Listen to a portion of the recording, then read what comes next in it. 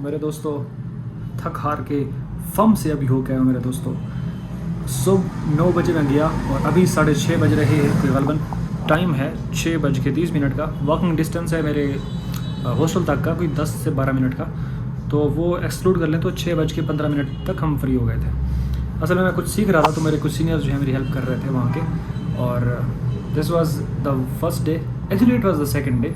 First day was the worst day. और actually हुआ यूँ कि ईद का जब तीसरा दिन था ना, तो मैंने HR को कांटेक्ट किया और उनसे पूछा कि सर ईद तो गुजर चुकी है, फम कब ओपन होगी, कब हम फम का मुंह देखेंगे, आखिर कब। तो खैर उन्होंने कहा कि आप नेक्स्ट डे आ सकते हो। तो मैंने आओ देखा ना ताओ बगैर टाइम ज़ाया करते हुए घर से निकला, बस स्टॉप पर जा पहुंचा। वहाँ पर बस पकड़ी, फैसलाबाद की तरफ रवाना हो गया। रास्ते में हॉस्टल वाले से पूछा कि सर हॉस्टल तो खुला है ना? उसने कहा नहीं। मैंने कहा हम तो रास्ते में हम क्या करें? वो कहते वापस चले जाओ। मैंने कहा ये बाप का राज तो नहीं होता ना, अब टैब में हम आ रहे होते हैं ना, तो इस तरह नहीं होता कि हम उसको बोलें कि हमें बीच में ड्रॉप कर दो या हमें वापस जाना है, तो नहीं होता ऐसे।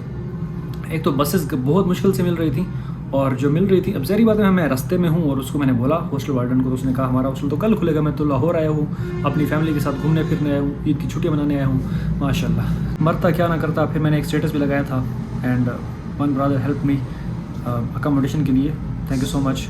और बाय द वे जब मैं सुबह आता हूँ ना, अब ज़ाहिर बात है मैं इतना जल्दबाजी में आया था, तो सुबह मैं कोई गालिबन 10 बजे फम जा पहुँचता हूँ। अब जब वहाँ जाता हूँ तो HR वाला कहते हैं कि आपको तो 9 बजे का टाइम दिया था। मैंने कहा कि सर अब ज़ाहिर बात है बस बड़ी मुश्किल से मिल रही थी, अभी मैं मुल्तान से ही होके आया हूँ। तो खैर उसने इस बात को माफ़ कर दिया। उसके बाद उसने कहा ओके डॉक्यूमेंट्स। मैंने कहा वो क्या होते हैं, क्योंकि डॉक्यूमेंट्स ज़रूरी थे, जिसमें अपनी मैट्रिक का, FSC का रिज़ल्ट कार्ड हो गया, सनद हो गई, और आपका जो ICAP का स्टूडेंट कार्ड होता है, FTS कार्ड वो, और आपके PP और MS ऑफिस के जो सर्टिफिकेट्स आपने लिए हुए हैं किसी भी एकेडमी से। तो खैर मैंने CFE से किया था, तो वो देने थे।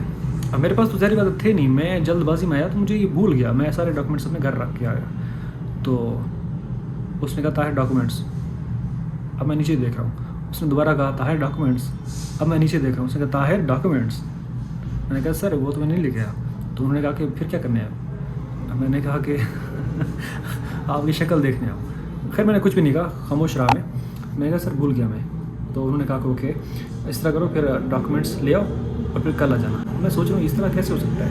तो उन्होंने कहा फिर इस तरह करो कि तुम वहाँ से कार्गो करवा लो, उनको बोलो घर वालों को, तो वो रखवा देंगे बस पे, तो आ जाएंगे, ठीक है। तो मैं फिर ऐसे ही किया, मैंने घर वालों से कॉन्टैक्ट किया और रात को उन्होंने कार्गो करवाया और सुबह तक मेरे पास आ गए। तो मैं वहाँ पे बस स्टॉप पे जा करके वो ले आया डॉक्यूमेंट्स। तो आज मेरा सेकंड डे नहीं बल्कि फर्स्ट डे था। ज्वाइनिंग के हिसाब से फर्स्ट डे था, वैसे मेरा सेकंड डे था, क्योंकि मैं कल आया था, कल डॉक्यूमेंट्स ना होने की वजह से मैं ज्वाइन नहीं कर पाया था। बाय द वे मुझसे डॉक्यूमेंट्स ले लिए जाते हैं और उसके बाद मुझसे कुछ साइन करवाए जाते हैं, जो इंटर्नशिप लेटर होते हैं ना, वहाँ पर साइन करवाए गए। उसके बाद मैं बैठा रहा, तवील मुद्दतें गुजर गई, काफ़ी अरसा गुजर गया, बैठा रहा। उसके बाद उन्होंने कहा कि आइए, फिर दोबारा साइन करवाए कुछ चीज़ों पे, कुछ डॉक्यूमेंट्स पे। फिर उन्होंने कहा कि आपकी एलोकेशन हुई है टैक्स डिपार्टमेंट के अंदर, जो कि मुझे सबसे घटिया, सबसे फजूल तरीन एक डिपार्टमेंट लगता है पर्सनली। वैसे अच्छा डिपार्टमेंट है, मैं ये नहीं कह रहा कि बिल्कुल फजूल है, लेकिन इंटरेस्ट की बात होती है तो मेरा इंटरेस्ट बिल्कुल भी नहीं है टैक्स में। तो मैं सच में शुरू में दुआ मांग रहा था सुबह जब मैं यहाँ से जा रहा था ना फॉर्म में, कि अल्लाह करे मैं ऑडिट में हो जाए, ऑडिट बेशक एक्सटर्नल ना सही इंटरनल में हो जाए, लेकिन टैक्स में ना हो, या बुक कीपिंग में हुई तो मैं तो छोड़ दूंगा भाई, चाहे टॉप 10 है चाहे जो भी है, मैं तो छोड़ दूंगा अगर बुक कीपिंग में नहीं रखा तो। बाद में उन्होंने फिर टैक्स डिपार्टमेंट मेरे लिए मुंतखब किया। अब मरता क्या ना करता, तो मैंने फिर मान लिया, हम ही बात ली, ठीक है टैक्स डिपार्टमेंट में हम करेंगे, तो हम फिर टैक्स का काम सीखेंगे। मेरे साथ एक और लड़का था, तो उसका भी फर्स्ट डे था, उसको भी टैक्स में डाल दिया उन्होंने। और तो उससे इंटरव्यू के दौरान ना एक सवाल पूछा गया कि अगर आपकी मर्ज़ी के अगेंस्ट किसी डिपार्टमेंट में हम आपको रखते हैं तो क्या आप इस फर्म में रहोगे? तो उसने कहा कि ज़ाहिर बात है सर, इंटरेस्ट ना भी हो तो इंटरेस्ट डेवलप करना पड़ता है। तो मेरे हिसाब से अच्छा जवाब था, ठीक है। आपने इस तरह नहीं कहना कि अगर मेरी मर्ज़ी के मुताबिक मुझे किसी डिपार्टमेंट में ना रखा गया तो फिर मैं छोड़ दूँगा। इस तरह की अगर आप गलती करोगे तो फिर आपका इंटरव्यू ही ख़त्म हो जाएगा, ख़राब हो जाएगा, ठीक है। इसी तरह से एक और मैं आपको एक सवाल बता सकता हूँ कि अगर वो आपसे ये पूछते हैं कि अगर आपको बिग 4 से आपसे वो इंटरव्यू और ये सवाल पूछा ना कि अगर आपको बिग 4 से ऑफ़र आ जाए तो क्या आप हमारी फर्म को छोड़ दोगे?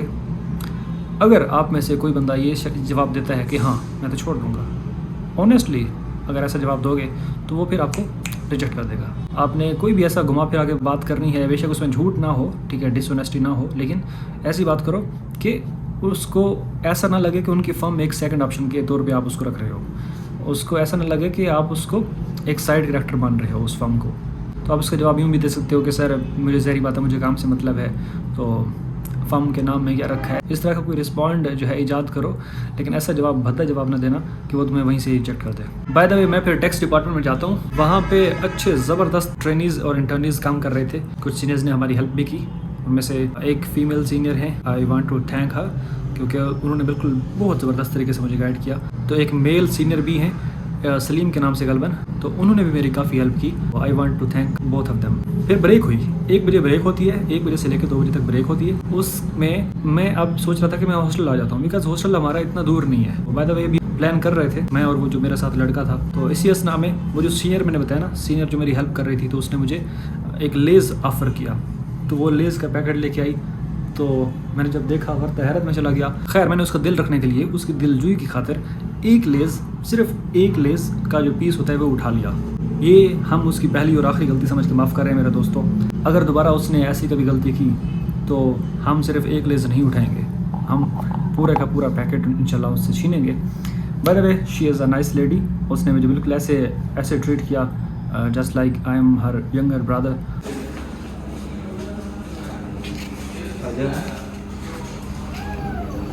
दोस्त है आपका? अरे वही बैठा नहीं था लड़का, अच्छा अच्छा, वही वाला, उसकी सिलेक्शन उन्होंने कर दी है।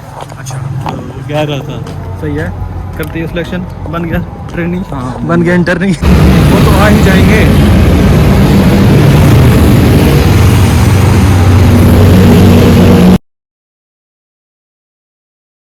मैं कह रही तू नहीं करता है।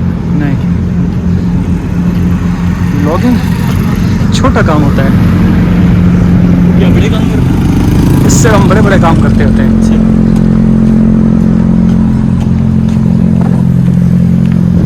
अगर व्लॉगिंग करता होता यहाँ मेरे पास कॉन्फिडेंस होता, मेरे पास कॉन्फिडेंस नहीं है तो दे सकता है।